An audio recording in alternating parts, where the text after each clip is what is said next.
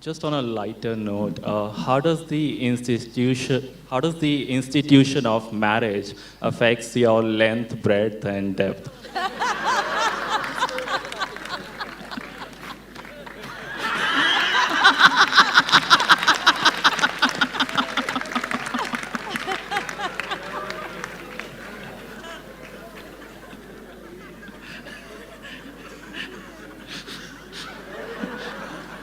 I can tell you so many one-liners now.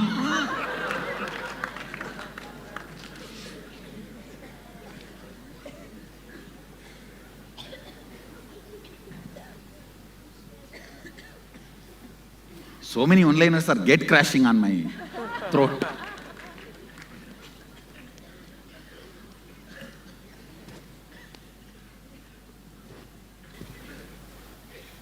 Basically, human being has a high possibility for growth. If both decide the possibility and decide never to deny, then I will call that as life of Rishi.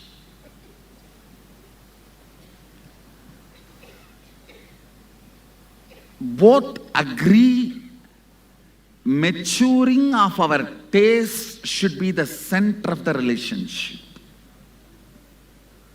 Then it's an amazing marriage, I tell you. As couple people who are connected with me, they live a real life of heaven. The maturing of the taste, if there is any imbalance, that's it. And I'm not talking even about the devotees whom I'm seeing. Even in the regular life, sometimes a person, when he grows little bit, his communist ideas may evolve into capitalist. When he has no responsibility, he will be communist. When an individual responsibility comes, he will be capitalist. When the whole responsibility comes, he will be really beyond capitalism. A kind of, I should say, I should develop a new name for Sadashiva's economy. So he will move to that. So even in the life, your taste in the field of entertainment, your taste in the field of food, or your taste in the field of thinking, strategies, economy in multiple levels, the maturing of the taste is always nullified if the other partner is not willing to raise. It is like sometimes you will have such high, profound open up. But when you come back, you are expected to be same as you left yesterday. It is mandatory. And for the sake of the other person's consumption, when you try to get back to the older state, you also forget the opening ups happened. Marriage has killed millions of discoveries because you are mandatorily expected to be the same person, and this confirmation that you are a same person and you are still in love denies multiple opening up. And both understanding, we will grow and celebrate each other in every level, will be the real marriage. It all boils down to, let us be open. See, let me very clearly put it. The Saptapati, 7 vows Agama Sadashiva gives in marriage. He beautifully describes, sex is the act between two individuals who revere and celebrate each other. That act does not need to be used to confirm that love exists between each other, and that act does not need to be the scale to measure both of us are still in the same plane. Understand, it should be independent of our maturing and maturity of the taste.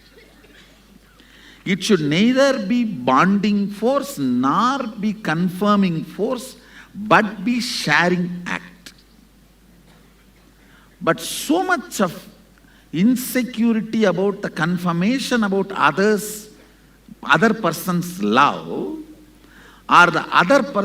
our need for the other person's life. You always wanted to confirm your existence is needed in the other person's life. So this insecurity denies possibility of any opening or happening or growth.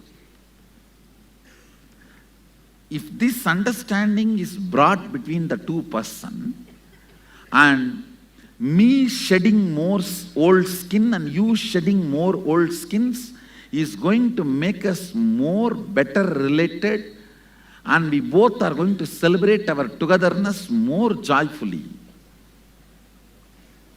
can make marriage the real marriage like Meenakshi and Sundareshwara.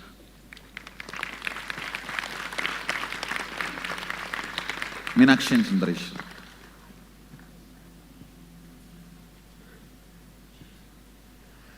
I should say that is what makes Sadashiva and Parvati.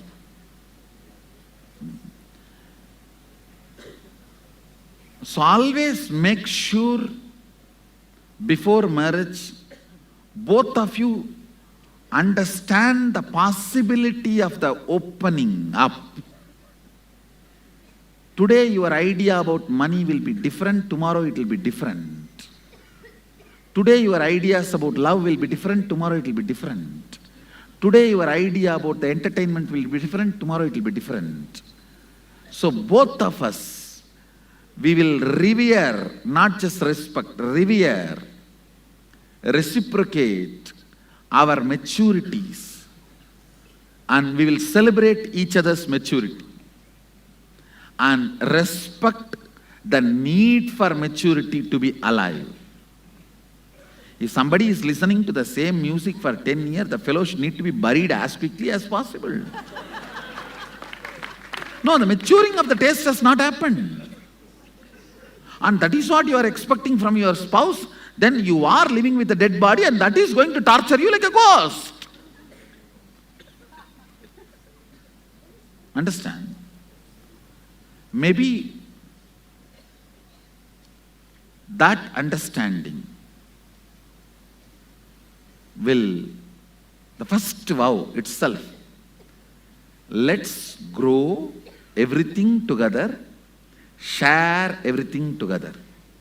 The second vow, let us do all the cultural, social, spiritual activities together and constantly mature and celebrate our maturity. The Saptapadi vows. Very beautifully, Sadashiva gives that 7 vows. Maybe if you guys come on January 23rd, I'm going to conduct one of my devotees' marriage. Maybe, both of them are here, na? Yes, I'm going to conduct their marriage. 23rd, nama? So you guys will have an elaborate, you can listen my explanation on Saptapadi. So would it be right to say that the basis of marriage should be enlightenment, a journey together towards enlightenment? I should say, not even enlightenment, supporting each other in the growth.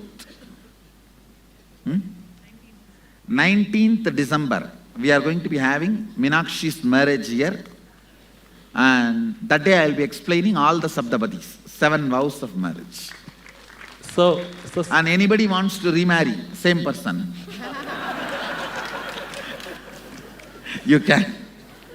So it's certainly not a legal contract as it is seen in the West.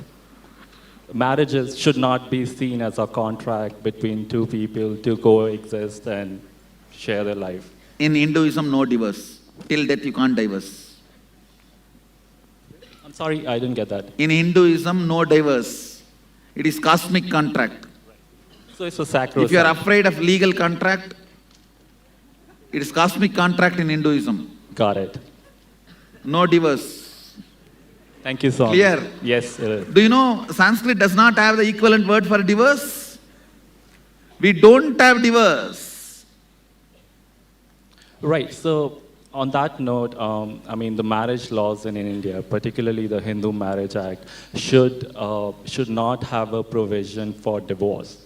Ideally, I should say Hindu marriage does not have divorce. It has an important aspect of initiation and training before marriage, which is missing, is causing the whole mess to this country. right. Premarital education which need to be done is missing. That is causing the whole mess. Otherwise, I strongly deny the very possibility of divorce. The very idea of divorce should be destroyed.